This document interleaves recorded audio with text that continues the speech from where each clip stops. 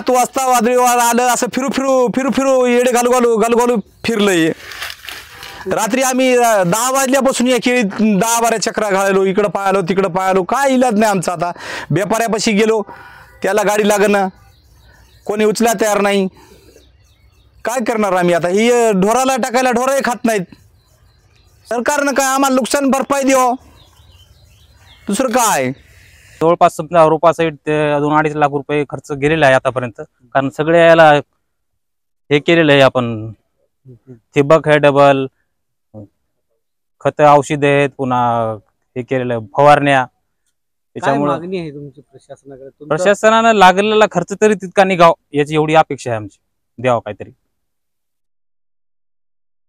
मानव उत्पन्न याचं कमीत जवळपास 10 म्हणजे 15 लाखाच्या आसपास याचं उत्पन्न निघत होतं।